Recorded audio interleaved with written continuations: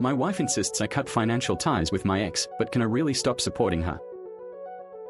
I'll start by saying that the money I give my ex is for my kids, 11, 13, 16. I do not pay a set amount of child support every month, but I support my kids. My ex and I worked out something between ourselves, had lawyers look it over, then filed those documents with the court. Our arrangement is legal. At the end of each month my ex and I meet to discuss the upcoming month's expenses. Rent, food, school, health insurance, extracurriculars. Whatever expense is needed for the kids, we sit down and discuss it. Some months my kids need more, some months they don't.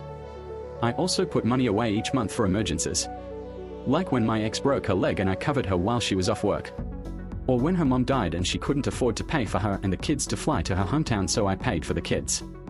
My ex goes the extra mile for me too when I need it. When my parked car was written off by some kids joyriding, she gave me her car to use until I got another.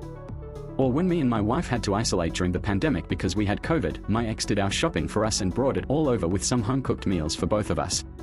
This is the type of co-parenting relationship we have and I'm not willing to change it. This works for us. More importantly, it works for our kids.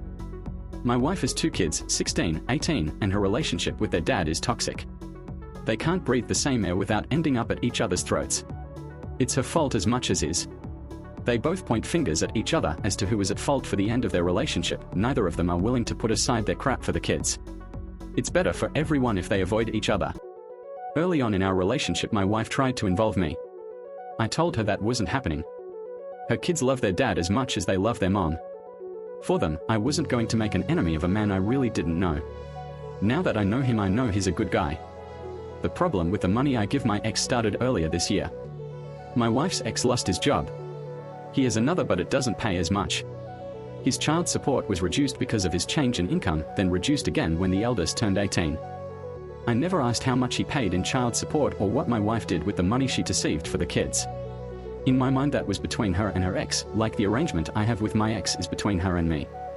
The kids were taken care of, they didn't lack for anything, and she never asked me to help cover anything for the kids besides what I would normally pay for as being dependents living under my roof, so I didn't need to know anything more than that.